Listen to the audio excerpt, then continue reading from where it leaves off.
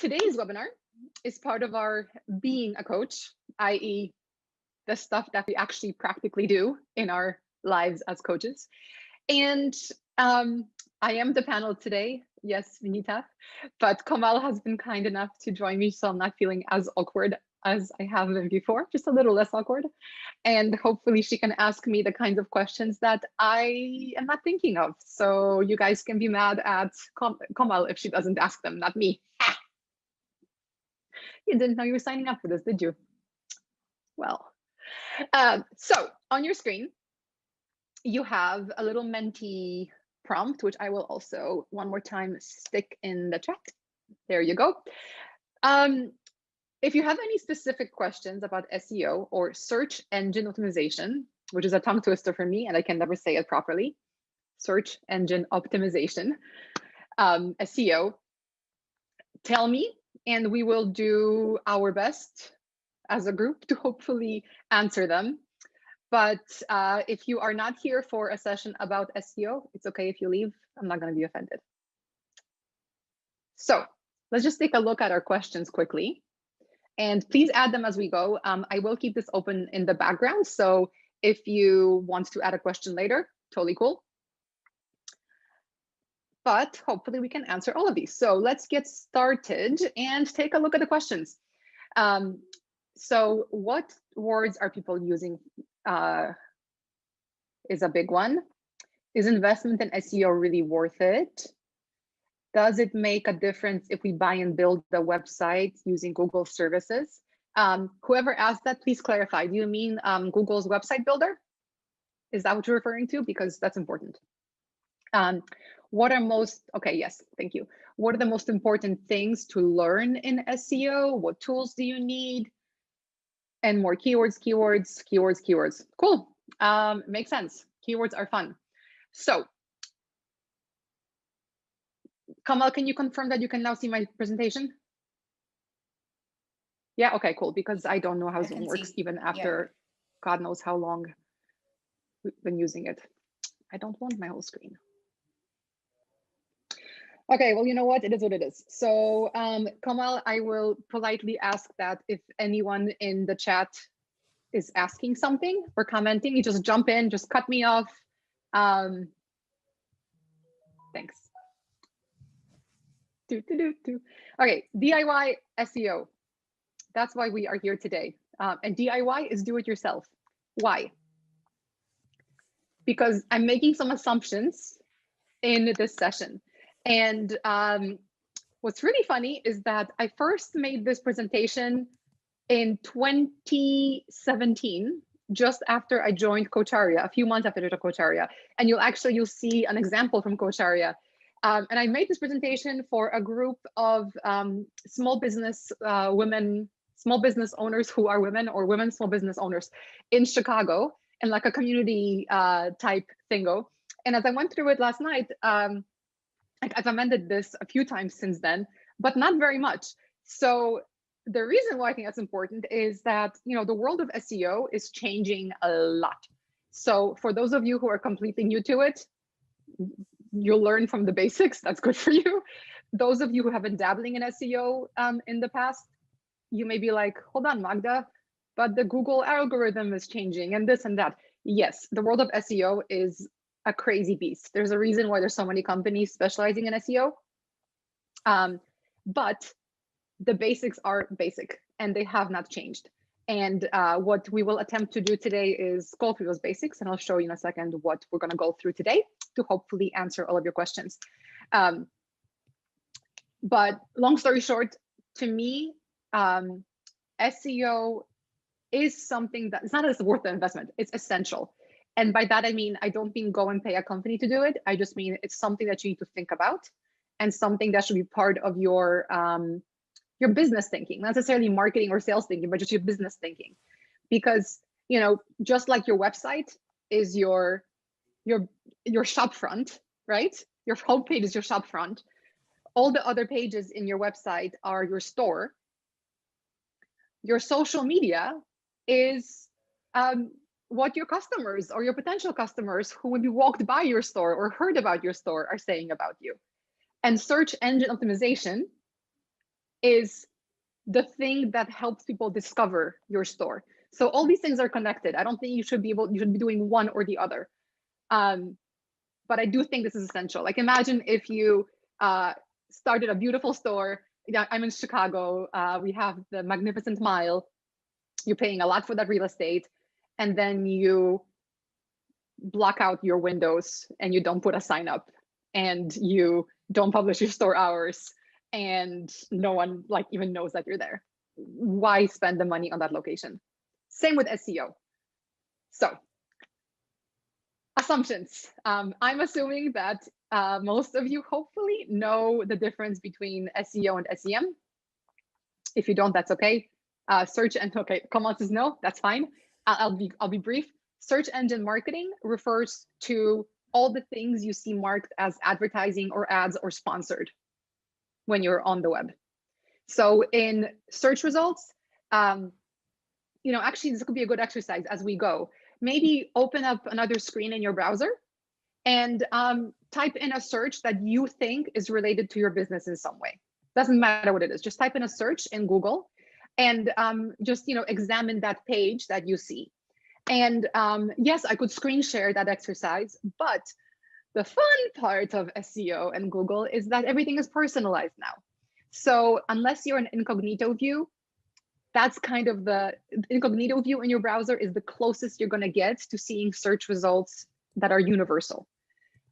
When I made this presentation, even, it was already changing. Right now, there's no such thing as universal search results. So your search results will look different for me, for Kamal, even if I had an identical twin, and that twin had like completely identical, same thought process, same everything, but she was in the house next door. She might see different results than I will, because all that stuff impacts what Google shows you. But look at the thing you just Googled on your screen, whatever it is. Chances are, unless you went really, really, really specific, you're going to see some stuff on top and potentially some stuff on the side. And anything that is marked as an advertising, ad, sponsored, different terms in different countries, that is what I'm referring to when I talk about search engine marketing, because it's literally marketing in search engines. Whereas search engine optimization, I hate that word, search engine optimization, or SEO, which I will now use because I've said that tongue twister for me enough times. SEO is all the other stuff that you see on the page that is not sponsored. So it's the organic results. And that includes images, it includes video, it includes all the stuff you see text below, it includes news, map listings. There's a lot of different places where Google looks for information when you put in a search term into the search thingy. So is that clear? Kamal, yes, no? And also, are there... Magda, I have a question. When it says search incognito, what do you mean exactly? Okay, so in your browser, I'm using Chrome, so I don't know what other browsers you guys are using to access the internet, but by default, what you browse, different places, including your computer, your internet service provider, including Google and the websites you visit, everyone is tagging you with cookies or other things to track your behavior. Okay, so that is not incognito. Whether you are logged in somewhere or not, you're being tracked. It's a fact. To go, if you want to prevent some, but not, it's actually not all, but some of that tracking on you, you can use incognito mode. So in Chrome, for example, when you go to File and open a new window, right below that, you'll see Open in Incognito mode or Open Incognito window. So it's basically private mode in Safari. I'm not sure what Internet Explorer uses. I don't know if that still exists as a browser. Point is, it's like the private browsing mode. Cool? Okay. Awesome. Yeah. Whoops, sorry. So, okay, I need to move quicker. Assuming that nobody here has a firm that's working on SEO for you. If you do, good job. That's awesome. I don't, I've had them before. There's probably a reason I don't use them anymore. It's just really expensive. You already have a website? So we're not going to discuss putting a website together today. We can do that another time. You have your social media accounts set up. And that was your homework from, I think, 2 sessions ago. Everybody was supposed to set up their basic social media. So hopefully it's a big tick. And last week or last month, everybody was supposed to set up their Google Analytics for the website. So I'm also assuming that is still a fact. So if you did your homework, you're in good shape. There'll be homework today too. And last assumption, you don't have money for SEO, which frankly at Coacharya, we don't either. Because again, it can be very expensive because it is. We'll go into that in a sec. So that's assumptions. Why can't I? There we go. How we're going to get started with SEO. So here's the things we're going to cover today. And look, I will breeze through some of these because we have a limited amount of time and I don't want to completely confuse everybody. I will put this up on our website. The video will be available and you know how to reach me. All the socials, send me, I'm Magda Makes It on the socials. Send me questions, comments, whatever. You can email me, you can contact us through the website. We want to build up resources that actually help our coaches and the coaching community in general, not just Coacharya coaches. So please don't worry if something goes completely over your head. I know that I take for granted a lot of stuff that I say because I've been doing, like, my career has been in marketing. So I'm sorry if I confuse you, but I will do my best to unconfuse you. Anyway, so things we're going to do, we're going to set up measuring tools. We're going to look at keyword research, which seems to be a popular thing. We're going to look at some analysis. We're going to identify what are the basic things that you should be doing, no matter what, even if you don't believe in SEO. Hopefully you believe in vaccines because they're both things that you need. Anyway, where to dedicate your time since you don't have the budget or people to do it, how you can kill 2 birds with 1 stone, and bonus points for anybody who gives me a better analogy. I hate killing any birds. You should not be killing birds under any circumstances, but I don't have a better thing to say. So give me a better analogy.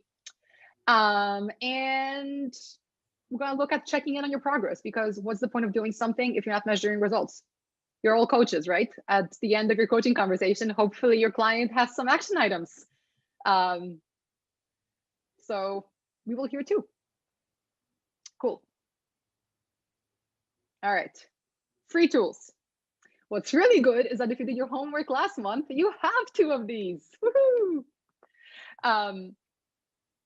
What was point number 6? Sorry, I'm just going to go back. Kill 2 birds with 1 stone if possible. We're going to talk about multitasking. That's what it's going to be. All right. So my suggestion is that we go through the slides, and then based on how exploding people's brains are, Kamal will do her best to tell me what to focus on / log into things so we can look at stuff live. But what I don't want to do is go back and forth, because I think we can go down rabbit holes with all this stuff really, really, really easily. Like, honestly, we could spend hours on each point that I'm going to bring up here. So it's okay if something, again, goes over your head. All right, Search Console. What is Search Console? So Search Console is the thing that tells you how you're doing on Google. It measures your visibility of your website out on the web, in terms of the Google universe, right? So if anybody here uses Bing, Yahoo's now Microsoft, I guess, search engine, what's the word? Google has a monopoly, but if you use Bing, Bing has their own version of Webmaster Tools, which are also good. But because I have limited time, I just use the Google stuff because it just makes life easy for me, which is, I guess, why they are, a monopoly.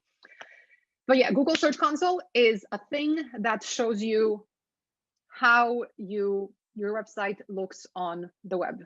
So what you need to do is you need to just Google Search Console and follow the steps to set it up, and we can look at it in a sec if you need to. And I just realized this set up both HTTPS and HTTP versions is no longer actually relevant. So I should delete this. What this means though is when you type in your web address, so coacharya.com, before that, you used to say www. You don't have to anymore, like no matter what your website's going to resolve. There's also the HTTP, so it's the internet protocol.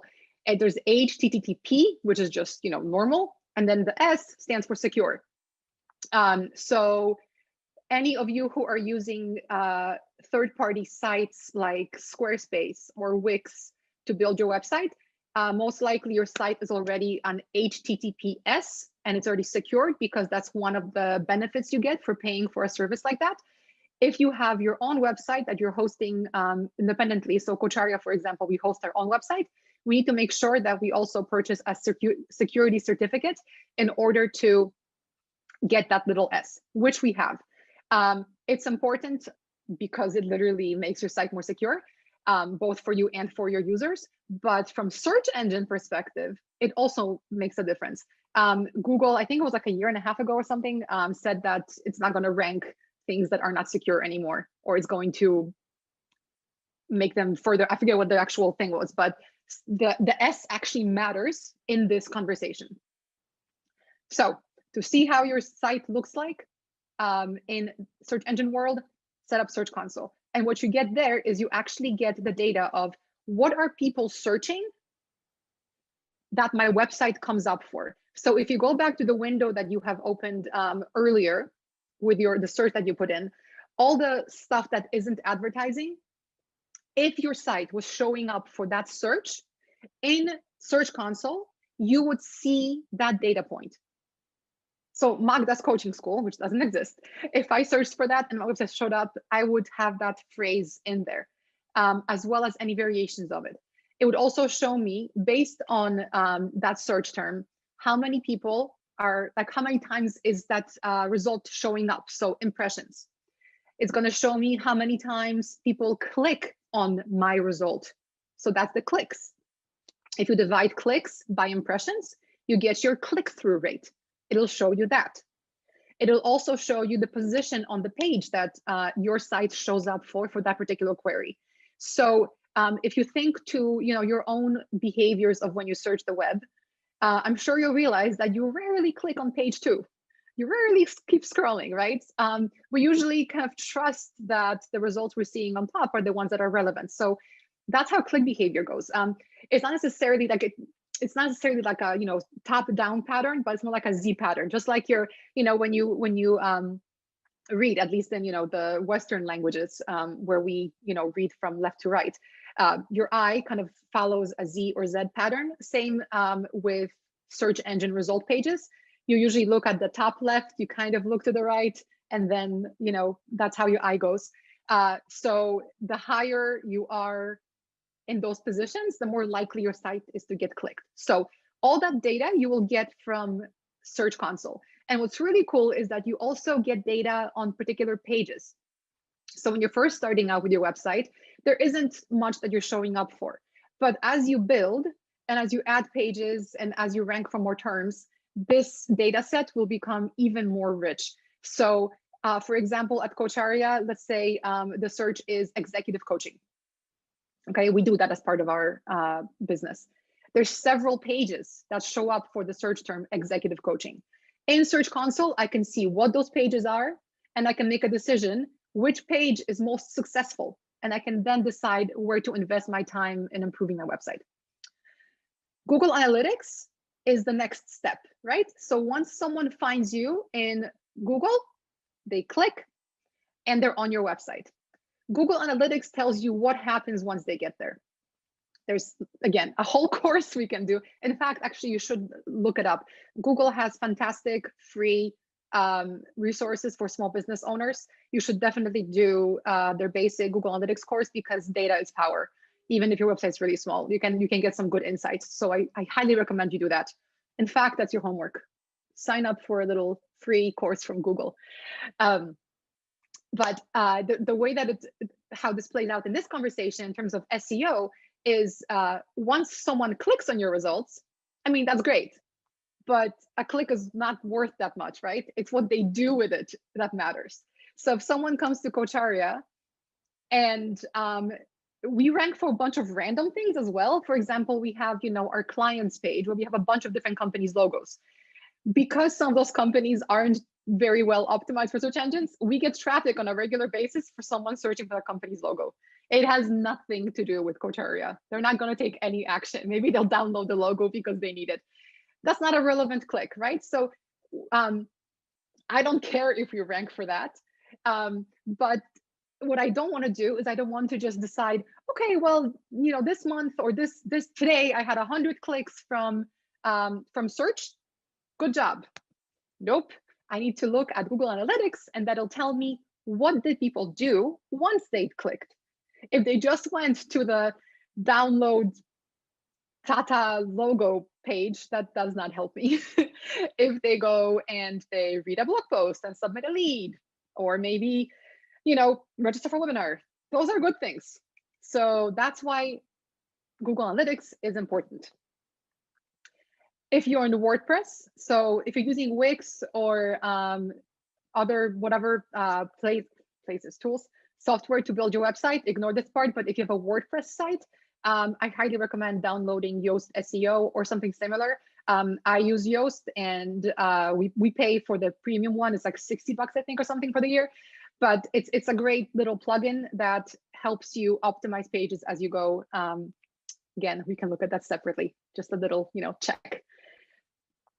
And finally, Google AdWords. So you know how earlier we talked about SEM versus SEO, marketing versus optimization. So Google AdWords is in the SEM space. It's actually called ads now. So ads.google.com, I believe, is the new URL. But in there, it's all about bidding and paying for keywords, right? That's great. But guess what? You can use that tool to research your keywords and not pay for them. So at Coacharya, we do some advertising through Google Ads, not on text ads, but that is something to consider for sure. And we can do another session on SEM, so don't worry about that. It's definitely worth exploring. But there's a keyword tool. So when you're planning your marketing campaigns in Google Ads, you do keyword research to understand what is the volume of search for that keyword. Are people engaging with that keyword? How expensive is it? How competitive? That's how I use Google Ads for SEO, because it tells me what's competitive. So it tells me, okay, Magda, maybe the word coaching is out of your reach. Coacharya is not going to rank for the word coaching, so stop trying. Okay, stop trying to make fetch happen. Hopefully someone got that reference. Again, maybe someone's going to tell me, Magda, we're too young for you, but whatever. So we're not going to make fetch happen, but I definitely recommend looking at that. So we can look at that later. Coacharya is built on WordPress. Yes, we use WordPress. I like WordPress because there's many reasons to not like WordPress. Don't get me wrong. I love WordPress because it's customizable, and someone who's hands-on like me, WordPress is great because I get to go in there and play and add things and optimize, and I know what I'm doing. Versus if I'm paying for a third-party tool for website builder, I'm limited as to what I can do. So it's definitely, benefit comparison type dealio to go through. For us, it makes sense. So that's your free SEO tools. Everybody's homework is to make sure that you check them out before our next session, which I think we should do on SEM. Keyword research. That's what. Yes. Can I pop in a question? So when you said that you can buy words, yes, what happens? What advantage do you get when you buy words? You basically force the search engine, or you attempt to force the search engine to show your website in cases where you are not able to have that rank by itself. So if you go back to the page that you've opened where you have made your search, anything that says sponsored, that's what I'm talking about, or anything that says ad. Okay. So all of those are based on a live ongoing auction.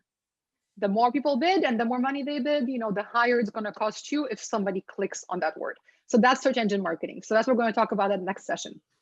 Okay. Cool. But I also noticed one thing. I don't know if this is the point to bring that observation.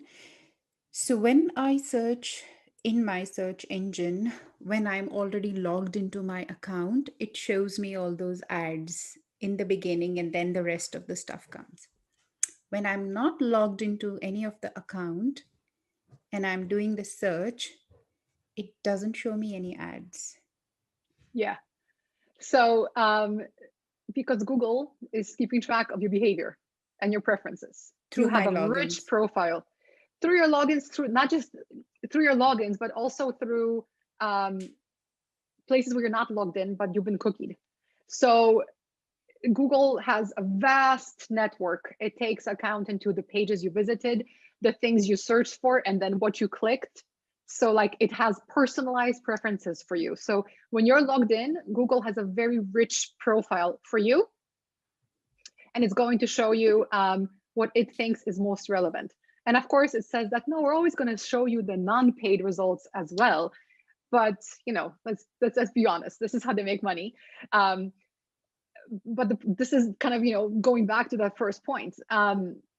This is why SEO, there's no such thing as universal search results. Everybody's search results are going to be different, even different devices. My dad called me yesterday because there was this, he's looking for tires and he's been searching on stuff on his phone.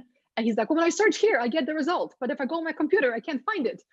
And I'm like, okay, just click on here and copy and paste the URL and you'll find it. He's like, but why isn't it the same? I'm the same person. And he's logged into both browsers. So it just tells you like how different these things are, because taking into account that he's, you know, at a job site on his phone, he's a contractor, versus at home on his desktop, and the results are different. So it's going to be, honestly, every time you search on the same device, it could be different. So that's the bit that sucks for us marketers. Based on location too. Yep, Benita, you have a very good point. All these things go into account. So this is actually one reason why people will want to potentially bid on paid results versus focus on what we're talking about today, which is the natural organic stuff that we're not paying for. Because your chances of showing up for more search results are going to be higher if you're paying to play, right? If you never bought the shop on Michigan Avenue, you're not going to show up on Michigan Avenue. Maybe you're 2 avenues over. So it's annoying, but that's how we talk about these things and we do our best. So I think I have an example after this. Let me just double check to make sure. Yes, I have an example. Okay, so keyword research. We're all in coaching. It doesn't mean that we're going to get discovered if someone looks for coaching. It also doesn't mean that that's the most relevant term for someone who is looking for coaching. So when I think about keyword research, I don't necessarily focus on the keywords first. The first thing that you need to think about is mapping out your customer journey. Like literally get a piece of paper. I highly recommend doing things with your hand. It just, I'm sure as a learning person, learning expert in here, just stuff like sticks with you more. So I'm a big fan of, you know, pen to paper. I have a whiteboard and I have like wallpaper, chalkboard wallpaper that I have put up. And that's where I doodle. But like map out your customer journey. What do you think is going through someone's head and all the steps before they get to you? So, you know, maybe some of you just woke up one day and said, I want to be a coach. I'm going to search for a coach training institute. And I want one that has the kind of approach that Coacharya does. I'm going to look for that. And you found us. And that's awesome. And frankly, like something like 60 to 70, yeah, about 70% of people who end up joining Coacharya find us through organic search, not the specific, I want to be a Coacharya coach, but other things. So this is worthwhile. But think about the journey they've gone through. So, you know, we'll look at the example in a second, but, you know, mapping this out like in steps is really, really helpful for a number of reasons, not just SEO, because it puts you in the frame of mind of your customer. You need to understand your customer in order to be able to find your customer and to service your customer, right? So if you're a coach, it doesn't mean that you're necessarily just doing one-on-one coaching. You could be doing training, you could be a specialist, you could be doing coaching and something. So just think about, you know, what is the thing that you do, or what are the things that you do? And potentially you could have multiple customer journeys, right? Especially if you're maybe working with children and working with, I don't know, elderly. Those are 2 very different paths to get the person to you. So literally write it out. What are the steps? What's the person thinking of? Where are they sitting, do you think? Like, is this something that they're walking their dog and all of a sudden they think and on their phone they type something? Or is it, you know, something they've been thinking about? just write it down, whatever you think makes sense. And what you should end up with eventually is literally like a linear or maybe slightly convoluted, but a journey that takes someone from whatever you think is the first thought they had about ending up with you eventually to them literally becoming your customer.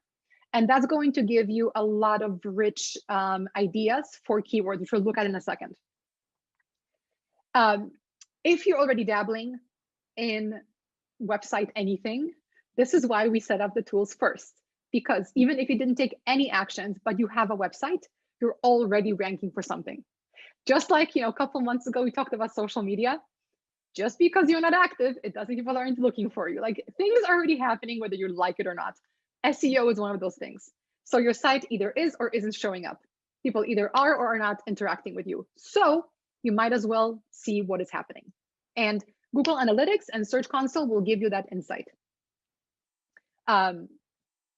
So for example, if it's blogs you already have on your website, right? That means there's going to be some keywords that Google is picking up. And if you have any visits from organic search results, those will be recorded both in Search Console as well as in Google Analytics. And you can go in there and you can decide, okay, well, my site is showing up for coaching with dogs. Is that awesome? Yes, it is objectively, I think. But if that's not something that you do and you have a random article about it, then you kind of know, okay, that's weird. Maybe I should not have any more content about coaching with dogs. Instead, I should focus on coaching with goats, which could be really cool. There's yoga with goats. Anyway, Komal, I'm sorry I brought you into this. Sorry for you. Everyone else can roll their eyes. I like all the wacky ideas. Coaching with goats. So anyway, so choose your Search Console and Google Analytics. It takes a few days for data to start coming in. So the earlier you set these up, the better, even if you don't do anything on SEO for the next year. Then in a year from now, you'll have a year worth of data. Wouldn't that be great? So homework, set it up. As I mentioned before, because you've also logged into AdWords, you can use their keyword tool. It's literally called the keyword, excuse me, just burped. We're on live TV. You can use the keyword tool to also do some keyword research, which we'll go into more depth on the keyword tool when we do our SEM session next month. So don't worry if you're like on that one. And once you do your keyword research, you prioritize what are the goals that you have.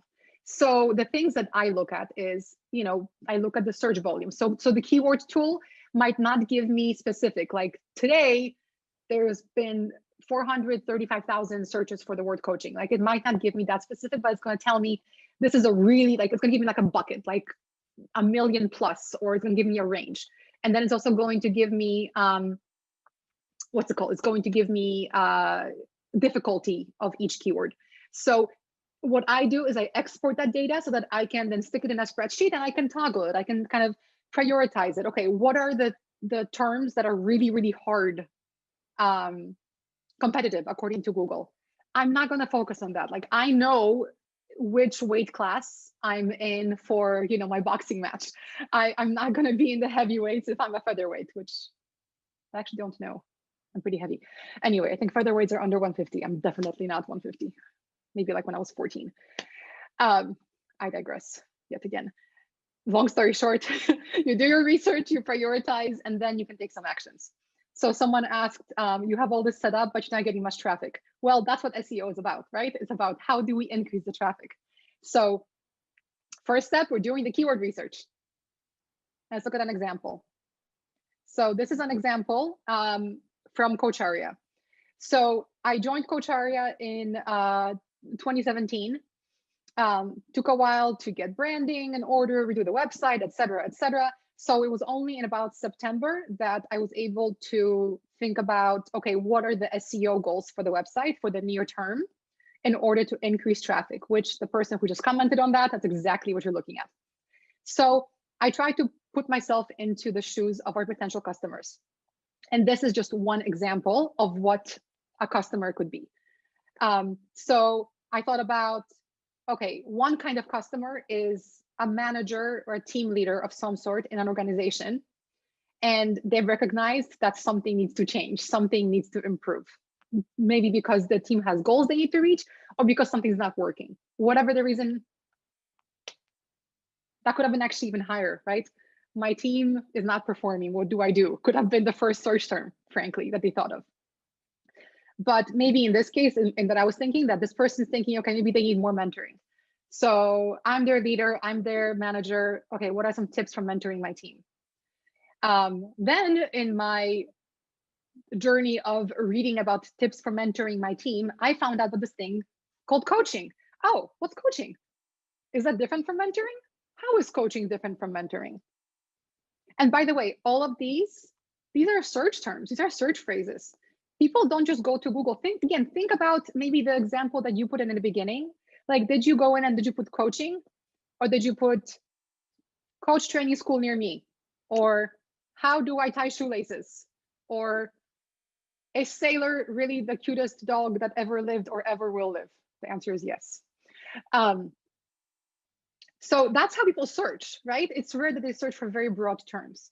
If they did search for broad terms, that would be kind of be their first thing. Maybe they would have searched for mentoring, then mentoring tips for my team. Every phrase like that is considered a keyword in our discussion here. So anyway, so tips for mentoring. How is mentoring different than coaching? Okay, now I know that coaching is a thing. So what makes for a good coach? Okay, so now I'm learning that there's all these areas in coaching. Okay, so how is life versus executive coaching different? Okay, now I know that all coaching becomes life coaching eventually. How do I become a coach? Since now I know that that's the thing I want to be. Then I think about, all right, well, maybe this thing is good for my career too. Or how do I get my company to recognize that this is a thing that I should do? So let's look at some credential things, like, is coaching credentials a thing? Okay, now that I know that coaching credentials are a thing, I've learned that I need to have a coach training program. So I'm going to look for a coach training program. All right, now I've learned that there's programs that are on different levels. And I've learned that there's some that are, in 6 months from now, we have to fly to California. And there's ones that I could start tomorrow at, somewhere else virtually. So next maybe search would be a virtual ACTP program. Or if I want to do it in person, for those of us, not me, maybe in Australia, where you guys are able to go outside, maybe it's ACTP program near me, because you're allowed to do something in person. And finally, okay, I want to start something tomorrow. Start coach training in May.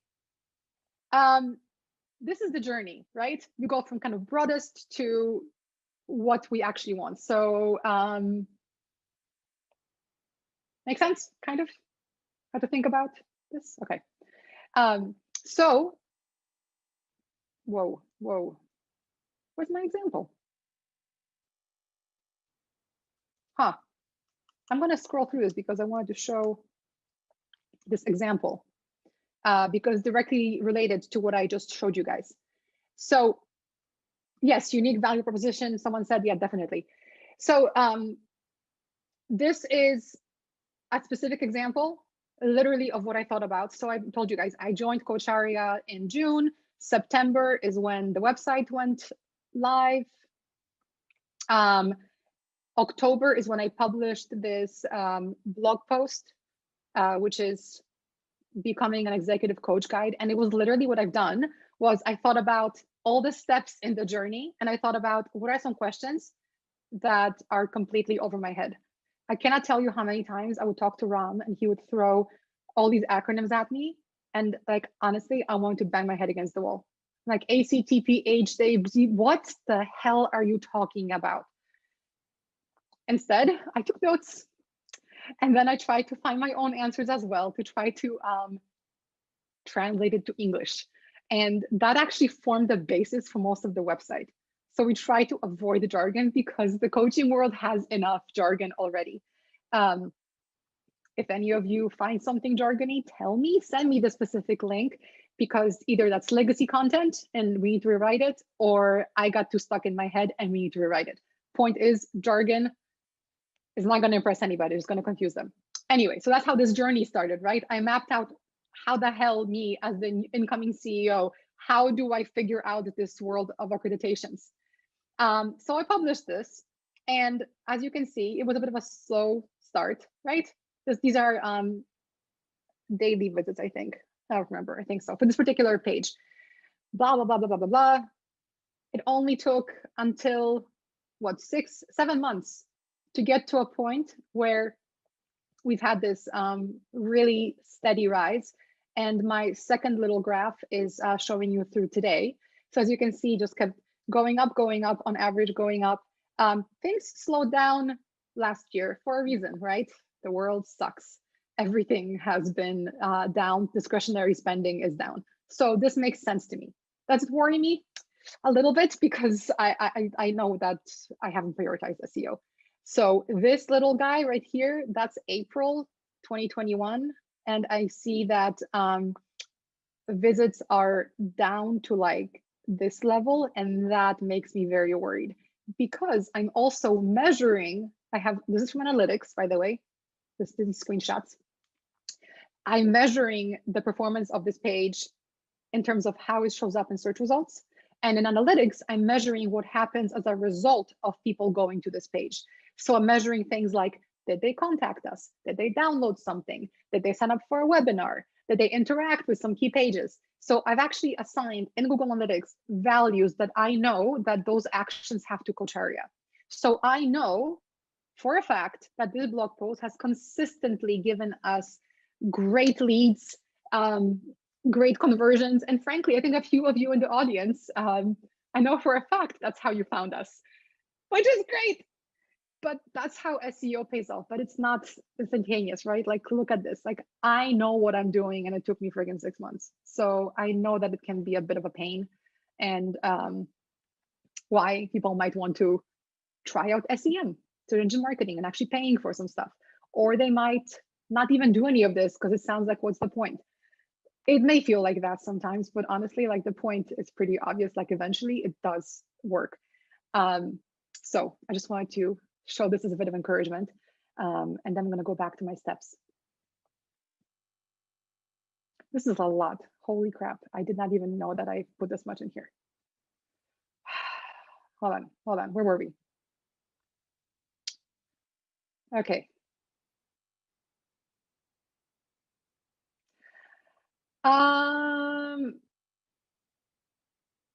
Okay, this can also be an entire webinar. SEO is content, right? It's about writing content that's on your website, and then Google crawls it, something happens, and people can find it. So the first thing we did, we looked at setting up our tools to measure this stuff. Then we looked at finding some keywords, thinking about the customer journey and thinking about the phrases your customers are looking for. Now we have our list of keywords. So what? We need to write some actual content. So I'm not sure if this actually fits in this particular space, but it's here, so I must have thought it for a reason. So writing content for SEO. All of us have a lot of things to do in our small businesses. We're not going to be focusing our time on writing a specific thing for a specific keyword and then waiting for 6 months or longer for something to happen. That's just not reality. So what we need to do is look at those keywords we identified. And once we prioritize them, pick a few. And I love SMART goals, right? I love SMART goals for everything. But a piece of SMART goal that I really like is the achievable part. It's okay to pick things that you can actually do and that are relevant to your business, because then it feels good when they actually happen. So, perhaps if you are an executive coach and you only work in Chicago, maybe a keyword for you is find female executive coach in Chicago. That's pretty specific. I think that's doable for, a small business. So maybe I would pick that if I am a female and a coach in Chicago, but I'm not an executive coach, nor do I plan to be. But if I was, I think that would be reasonable for me to pick from my website, which you should not look at, by the way, because my website has not been touched since 2013, which is pretty embarrassing. Maybe that's my homework. But first and foremost, like, pick the keyword or keywords that actually describe what you do, that are actually really relevant to your business. And when you look at either writing a new piece of content for your website, like a blog post, or if you're looking at improving the homepage on your website to really focus on female executive coach in Chicago, remember, you're not actually writing for the search engine. The search engines are really smart. They are artificial intelligence enabled. They use machine learning and natural language processing to figure out what people are asking. So you should, whatever you write, you should write as if you're writing for a human. That's probably the most important thing that I can tell you. Keep that keyword in mind, but write for a human. I'm actually going to move on from this slide because this, I think we need to look at an example. So I can show you within WordPress what all these things look like, because they're getting a little technical. So these are my SEO writing tips. Writing for humans, yes, makes sense. Picking a keyword makes sense. URL is the address of the page. So there's actually some things that I think might be really confusing to people if we're not looking at an example. So I will come back to this, I promise. But for those of you who understand what these terms mean, cool beans, I will put this on our blog so you can see the slide. Oh my God, why can't I use my computer today? Seriously. Okay, we looked at a few of these things already in terms of analysis. So I'm gonna skip this. Again, I'm gonna put this into the blog. Oh gosh, how much time do we have? Holy crap. I think we need another webinar on SEO, because I just realized it's gonna take me like 10 minutes to explain each of these. Yeah, let's look at an example.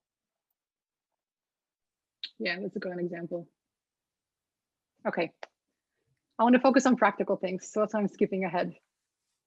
And I should know this, by the way, when I did this for the first time and for the second time, this exact same thing happened. So like I should have known better, but this is more like 3 hours of content, not 1 hour. So yeah, shame on me. Sorry guys, if anyone's still even here. So being practical. Are you guys blogging? I hope that some of you are, but you're putting up content somewhere for some reason. So I think I have my own page, which I'm going to focus on. So I just went in yesterday in incognito mode, and I searched for my name. So if I was you, right, small business owner, that's what I would want to know, right? Me, the human, not necessarily Coacharya, because it's a much bigger entity than I am. But let's pretend that it's just me. I wanted to see what is showing up, because SEO isn't just about your website, right? It's search engine optimization. It's not search engine optimization for my website only. It's about your business, you as a whole. So if I'm searching for something to do with you, I'm not looking for your website specifically. I'm looking for you or for the service you're providing. Where I find that is really kind of irrelevant, right? I might actually even be inclined to look at public platforms to find information, LinkedIn, for example. So when you think of all the phrases, don't just like Google them, right? Of course, so you can see what is happening for most people, but then look at what comes up in those search results. So my personal website doesn't come up. I think it comes up in top 10, which is not good, because again, it's shit. But the things that do come up on top, like I'm happy with that. But note that the first thing that comes up is my LinkedIn profile. It's not Coacharya's website.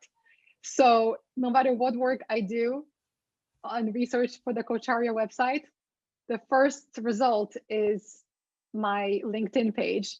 So that kind of tells me that I should make sure that my LinkedIn page is up to date and that is optimized for search engines. So that customer journey we talked about, right? What are people searching for? You don't necessarily have to do work on your website in order to capture people to go there. If LinkedIn is where you're already active, for example, just for social media sake, maybe that's also where you should be publishing articles. Maybe your website isn't the best place for that, but LinkedIn Pulse, I think it's called, right? Maybe LinkedIn is a good place for that. So if you are a coach, an executive coach in Chicago, happens to be female, maybe my articles on LinkedIn shouldn't be about why dogs are the best and cats are trying to kill us, which both are true. It doesn't have anything to do with my female coach for women in Chicago executives, right? Maybe my content should be about what should female executives look for in a coach, or I don't know, ways to find a coach in Chicago. And just think about that journey and go where your users seem to be looking for that. The downside is you're not going to get the insights of Google Analytics and Search Console because it's not your site, right? LinkedIn is LinkedIn's site. They're the only ones who know what's happening. You'll never know that. You'll get some very basic analytics. But if it gives you leads and ensures that people find you for the relevant search terms, who cares? They're finding you and they're hopefully becoming your customer. I hope that makes sense. The other part of SEO, so this is the third-party websites, right? I can see that these different headshots of mine, they actually seem to be from different social networks and things. And what's really funny is this first one is what my team told me I looked tired in. So that's my first search results. So my team, I have not forgotten yet. You guys are still on my naughty list. This picture happens to be from my book. I have a children's book, Sailor's Tale. It's about a rescue doggy, the one that's right next to me. Aforementioned Sailor, the best dog on the planet. So this little panel is something you can claim. So if you are an author like me and Google has, searched the web and found that there's this entity called Magda, and she is an author of this book called Sailor's Tale, Google automatically creates this. So for companies as well, it creates that. So if your website has a contact page, and on that contact page, you list, your address that you're, in Chicago, and this is your phone number, and your hours are blah, blah, blah. Google's actually pretty likely to pick up that data. It's called structured data, and it's going to make a little panel for you as a company. That's going to exist, again, whether you like it or not, if Google thinks that that's the relevant thing to do. What you can do is you can claim this little panel. So in my case, I claimed this panel. And there's literally a thing that when you're logged into your browser in Chrome, it'll prompt you, do you want to claim this? But if you search for your name or your company name, you will, if there's a relevant panel for you, it'll show up. So just do that. That's your other homework. Google your name and your company name and see if a panel shows up. And if you don't already own it, then claim it. But this is all managed through a service called Google My Business, which we talked about last month, I believe. So that was also your homework, I think. Claim your Google My Business account. So if you've done your homework, you should be in good shape. If you haven't, do that now. Google My Business. This will help you either add a side panel for some search results that are relevant, but it'll let you also edit one if it already exists. It'll let you claim it so that there you can add in some details about who you are, which your business is about, links to social media. For some reason, it only let me link my LinkedIn one, not my others. I don't know. It clearly is finding them because these are all headshots from my different social networks. So yeah, who knows? Google has its own reasons for things. But this is part of SEO, right? I'm not paying for this. It's not an ad. It's not on my website, but it is something that is showing up in search engine results. And it is something that I've claimed and therefore am able to have some control over, at least, so that, this little bit is correct. And it actually wasn't, because it had, my bio from when I published the book, which was in 2014, I think. So things have changed since then, 2 companies from now. So I did edit this, and now it's accurate. Yeah, holy crap, you guys. It's my 15th swear, first of all. Second of all, it's almost an hour, and I haven't even gone through half my presentation. So yeah, that's on me. But I do want to check in, has anything made sense? Has anything been helpful? Even a thumbs up or thumbs down? Yes, Kamal, tell me things, please. Okay, so we found a lot about that so far. So we can do all of this to create an identity and to make sure that people are seeing us, that we are visible, right? So that's one very important aspect, to be visible in front of the clients. And we've also spoke a little bit about how that information help us sort of develop and design our content so that we are more and more visible, right? So Mhm. apart from visibility, how else this SEO can really benefit the businesses? Visibility is the number one, obviously, but I think the one thing to keep in mind is that you cannot control what other people do, right? Again, as coaches, we don't coach um, someone's team, we coach the person. That's, we don't have control of anybody else. Same goes for this. People are going to search for you. Everything we talk about in this webinar series, it all relates to each other, right? It all goes back to the same thing. People are going to look for you. It's up to you whether you want to leave that up to chance or whether you want to do something about it. So things like claiming your social media profiles, making sure that your website has relevant information and current information, those are all kind of trust points of validation that your customer will get when they do search for you, because they will. When you're going on a date, when you're looking for a new service provider, we always do it. Even if you specifically, person who is listening, is not, others will.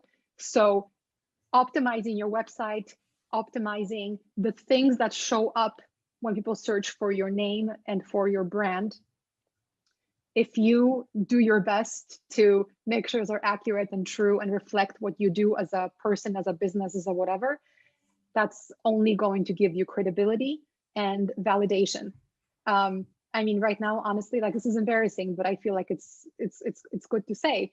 I'm fairly certain that my website says that I'm a marketing consultant, because that's what I was when I put it up. Unless I had the foresight to change it, I don't remember. I don't think I did. I have to look. Honestly, the fact that I don't is really freaking embarrassing. So I just haven't had the time for it. Those who yeah, I can teach about it, right? But I can't do it myself. I can do it myself, I just haven't. But you know, if someone's looking for Magda Walczak, hopefully they will see Coacharya related stuff, and there's enough Coacharya related stuff that I think my website's going to be on the second or third page, so I'm not that worried about it. And I'm also the kind of person that wears her heart on her sleeve. So anything I've said, like, you know, I'm going to own up to it. If you don't like it, we can talk about it, but I'm not going to erase anything from the internet, or try to, because that's who I am as a human, full stop. So what you find about me, I don't care, whatever. If you judge, you judge, I don't mind. But if there was something where I was just a complete idiot, or I don't know, my opinion changed, and it was on my website, I have the power to go back and edit it, right? So imagine if someone was searching for Coacharya and they find, I don't know, Magda hates all dogs, and they are the owner of Pedigree, and they want to hire Coacharya to coach all of their executives. You're probably not going to want to work with someone who hates all dogs, right? So I could maybe even have spent all the time offline trying to convert Pedigree into a client. Then they Google me and they find a blog post from 2011 where I talk about how dogs are awful, which they wouldn't, because that's not true, because that's the opposite of the truth. Dogs are amazing, in case we have not gotten that point in this webinar yet. So people are going to look. It's up to you whether you help them find things that are relevant and accurate.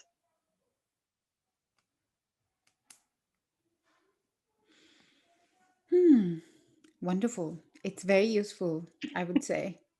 And I can vouch because I found Coacharya through the search. And really, what really worked for me in Coacharya website, one, I really find the way it looks, it's very pleasing, soothing, very calming, very structured, and Good. I love the logo. The logo itself speaks volume, and then That I makes me found, happy. yeah, the logo and then the rest of the information and the kind of blog posts were there. Even if you don't go in the depth, the topics sort of, match. So it's like there is a synchronicity that you feel and sense, which is good. I think that was really good. Awesome. Mm. Yay. Good. Cool. That makes me happy. Do you know what you searched for? Do you remember? I searched for, I don't really remember what was my first. I did search something relating to coaching programs, sort of something, coach. And Okay. then I found ICF. And then I also searched in the ICF directory, and Coacharya sort of picked up my attention. I was like, let me search a little more about it. And then the moment I saw the website, I think that was a good decision point for me. Cool. Oh my gosh. My secret. I'm so happy. That's awesome. So all work is very well. Yeah. Awesome. And I think there are quite a lot of important tips in, especially when you showed the entire timeline to that page, that you've created one content, but it helps you pay back over a period of time in so many different ways. Yeah. There's so much more to this. Like, honestly, there's a reason why there's so many SEO consultancies. There's a reason why there's so many resources. Resources. That's the last thing I'll put up. So people don't go yet. Take a screenshot of this, or actually don't take a screenshot. Just go to the website later. Share screen. Google Chrome. Share. So resources. I think what I will do, if there's support for it, so I'm not going to do it yet until I hear from people. I think it's worthwhile doing some sort of like SEO mini course where you can kind of self-pace through, because we skipped 4 slides and they were like really meaty. So if this is something you guys are interested in, just ping me, or just tell me on socials or on Coacharya socials that yes, can you please do more on SEO? And I will get my act together and put together a free course on the LMS where you can go through this stuff and have like checklists of what to do. So tell me that's going to be helpful. But in the meantime, I think there's so much that exists already that isn't tied into coaching, which I guess is where I can add the benefit. But SEO affects every single business / person that has customers of any kind, right? So there's a lot of free stuff already out there about it. So I really like, so Moz is a... Right. Can you hear me, Kamal? Yes, I can hear you. Okay, yeah, my headphones just died. I really like Moz. It is also a paid service. They do consulting and other stuff. I'm not encouraging you to buy or not buy. I've used them before. I'm not using them now. But in terms of resources, they have some amazing, amazing stuff at all levels. And they actually organize their content based on your knowledge level. So highly encourage you to start there. Moz.com, lots of great stuff. Search Console, we already talked about. That's the Google one. Google Analytics, we talked about. Website Grader is, so it's actually a sales tool of HubSpot. So HubSpot is a customer relationship management system. We use it at Coacharya. I've used it quite a bit. They've got a free version as well. I think it's a great tool. It's not the only one out there, but it's really easy to use, which for me is the most important thing when I look at software. So I do recommend HubSpot regardless. But they have this little marketing gimmick, website.grader.com, where you put in your website and it does a scan, but it shows you like 10 things that it thinks are most important in terms of SEO. Are you doing them or are you not? So it's very basic, but honestly, for anyone who's starting out, this is a great place to start. So check out Website Grader. It takes 2 seconds. They will ask you for your email and you will get emails from them. Just FYI. Yeah. But that's okay. No, HubSpot has a lot of great resources in marketing in general. So I recommend you just check out HubSpot if only you want to learn. Huge library. Sorry, Kamal. Priya has said, put in a comment saying, apart from keywords, how do you design content for the website? Any third party hired? Oh, in terms of like design, I used a friend of mine who I called in a favor, and he was lovely, and he's an amazing designer, but he's not a freelancer anymore. I don't have any right now, but I think we should put some together. Yeah. Look, I love the gig economy for this kind of stuff, actually. So Upwork is a great place to find people of all sorts of, tech background or technical abilities, I should say. 99 Designs is another really great one. Fiverr, Fiverr, I believe, is another great one. All of those will have 99 Designs and Fiverr are specifically around designy things. Upwork is for anybody, for any kind of task you need done. So I use Upwork and I have used them quite a bit in general. But there you can put in your parameters of, what are you looking for, a designer? Is it, are they designing a WordPress site, or what are, like, you can filter through all that. And what's really nice is that there's a hiring process. It's not just like you take somebody on faith. There's reviews, they have portfolio samples, so you can look at the work they've done and decide whether it's something that you like. And only, speak to the people that are doing the kind of design work that you like. So I highly encourage you to check out Upwork and just put in your limitations, your budget. GT Metrics is one that I would also check out. And that's one for your website specifically. So just like Website Grader is going to give you like the soft stuff, like you need to blog more, or very basic high level stuff. GT Metrics goes into a lot more depth. Again, it's a free tool. But what that one does is it does a very detailed scan of your, but quick one, scan of your site. And it tells you how long it takes for your site to become visible to someone when they're going to it. Why is that important? It's important in terms of, well, SEO, sorry, specifically. Site speed. Remember how we talked about the HTTP versus S? That's like, right now, that's like table stakes. That's yes, you have to have an S if you want to rank for stuff. The next one after that is site speed. If your site is slow, you're not going to rank high. Full stop. And what's cool about GT Metrics is that it breaks things down to such detail and gives you actions. Also really cool. So you can take some actions as a result. So some of these may be beyond your control, especially if you're using a third-party site like Wix or Squarespace. But those tend to do pretty well for, especially for small businesses. They usually have good SEO baselines. They're just not great when you have a lot of traffic. But for small business owners, they're perfectly fine. But GT Metrics will tell you about other things, like maybe the images you're uploading are too big, or if you are, again, I'll put this slide up, but there's a slide that I had on these basics. So there's a concept of header tags. You know how you're in a Word document and you can decide something is a heading 1, heading 2, heading 3. All that is also on web pages. So web pages have hierarchies of content. In the web page world, header 1, there should only be one, just like Highlander. God, I am aging myself. So there should only be one heading 1 tag on a given page. And that tells search engines, this page is about the thing that is marked header 1 in the code. So something like GT Metrics will flag things like that. So yeah, on one side. On the other side, it might flag things like I said, image sizes. That's another really big one, because the bigger something is, the longer it takes for your web page to load.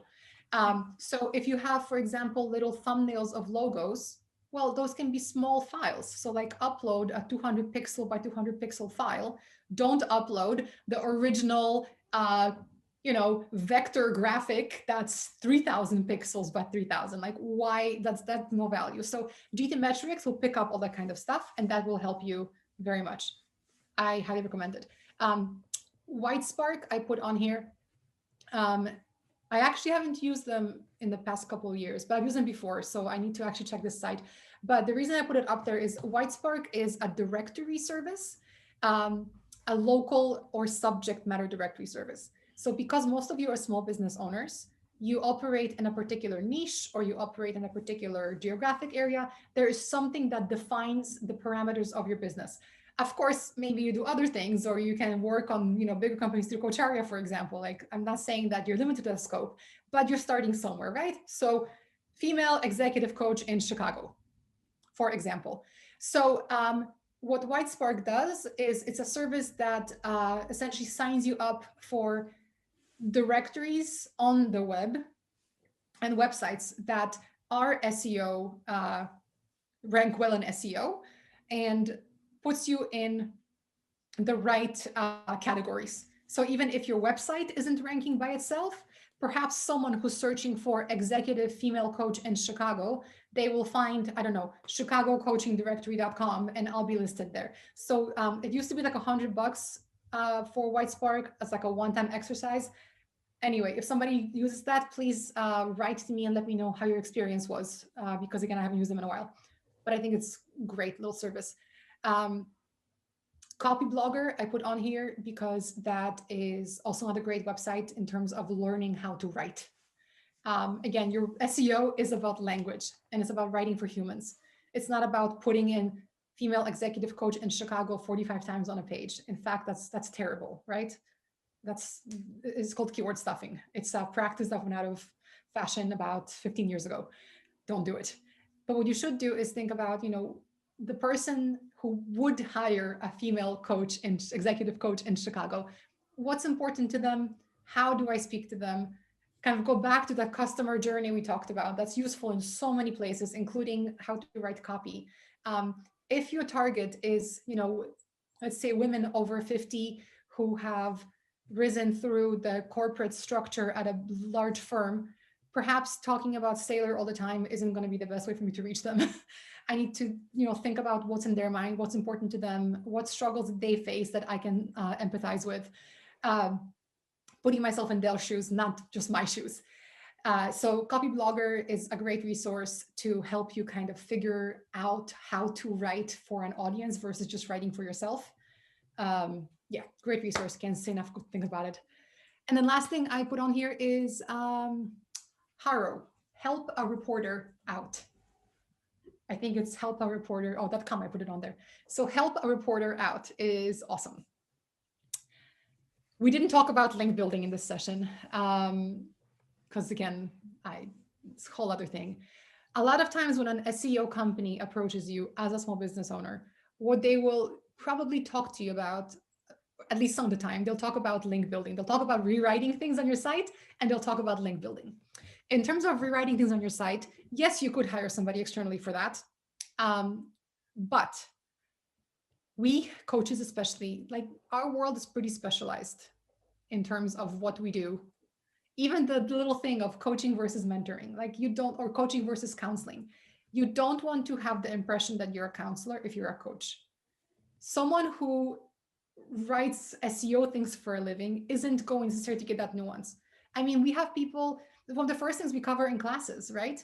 When you come to Coacharya for Coaching Foundation, we talk about what is coaching and we talk about what coaching is not. That's the first couple sessions.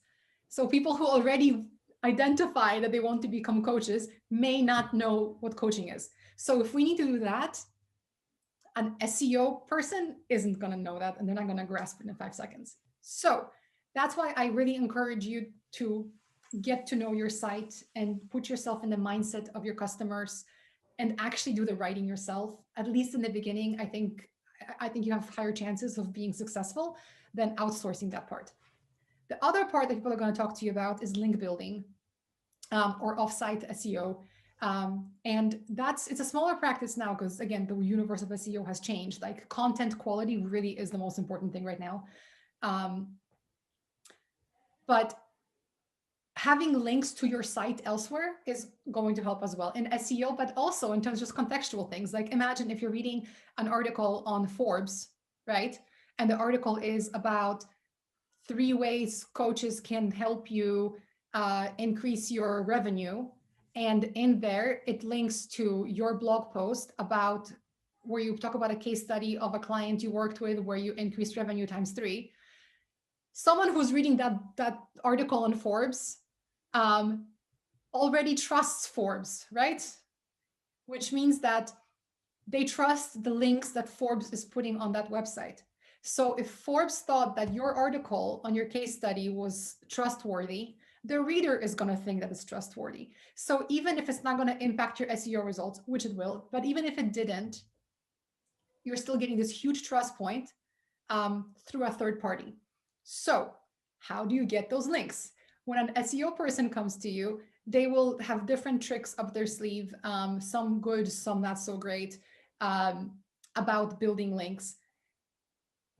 Again, the world has changed. I would rather invest my time in getting some quality links that are actually contextual, i.e. through getting placed in a Forbes article, for example, and trying to kill two birds with one stone. Again, bad analogy, where I'm getting that SEO benefit as well as that credibility and trust benefit, right? Having a link. And that's where Haro comes in, help a reporter out.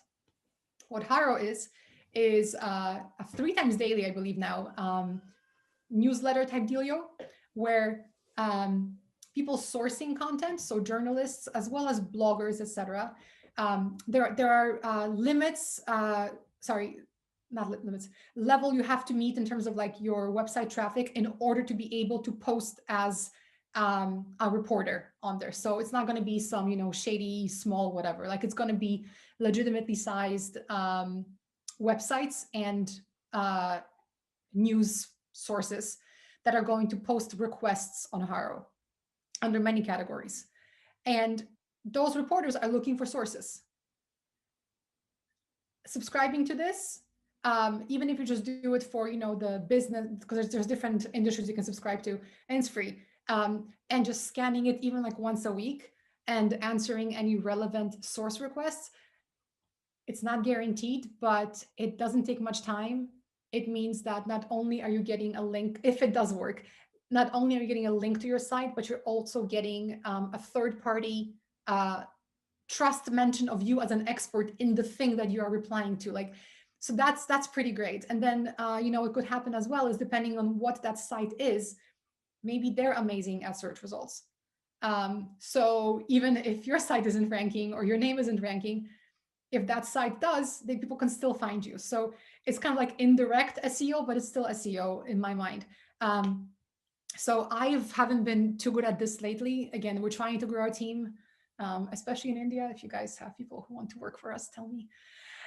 But yeah, so I'm slacking on that one personally. But just, I say subscribe, take a look at it and see if there's, for next time, your homework. Monitor the queries and answer at least one reporter query and just see what happens. I inadvertently, I think I told you guys before, I forget, because as my team says, I'm getting old. I used to be a serial returner of things before I learned that what happens with Amazon is when you return, or most places, when you return something, it doesn't go back on the shelf. It goes into landfill. I did not know that. Now that I know that, I no longer buy things that I may return. I'm very considerate with what I purchase. Back then, I think like 4 years ago, maybe 6 years ago, like I ended up being on local news. I can't even tell you how many stations around the US, because a local reporter in Chicago put up a thing saying, I'm looking for someone who buys multiple sizes of clothing and then returns the one that doesn't fit. And I'm like, yeah, I do that like all the time. So like they came to my house, there was a video crew, they had me opening packages. Then we did a little interview downtown. And this is me before, like I was just Magda and not trying to figure out what I'm gonna do next in my life. I wasn't even like, I didn't have a title in terms of a job at this point, okay? So it just tells you. But I was the right kind of person for that thing. They filmed me walking down Michigan Avenue with shopping bags. It was embarrassing. Anyway, it got picked up as syndication all over the country. And for 6 months, I would get phone calls from random people or messages. Hey, Magda, I haven't seen you in 10 years, but I just saw you on Arizona's Evening News as serial returner. Yeah. So good things can happen. I thought you were only serial killers. I had no idea there were serial returners, not serial killers. I don't kill anybody. I have had to put down a few mice in my day because I also have cats, and cats are assholes and they are killers. And I've had cats who caught a mouse and injured it but didn't kill it, and I had to put up with misery. It was the most terrible thing ever. Oh, I am a serial killer, I guess. Okay, I'm gonna stop talking. Holy shit, we went way over time. Oh, but sorry. I would say these resources were very useful, very, very useful, because not just resources, they picked upon some very important aspects of the work also. Cool. Yeah. Okay, I will put this up, and I will ask that you guys comment on the blog post when it goes up, so you can tell me what's actually useful and what we should do more of, because there's so much, and frankly, I don't know where to start.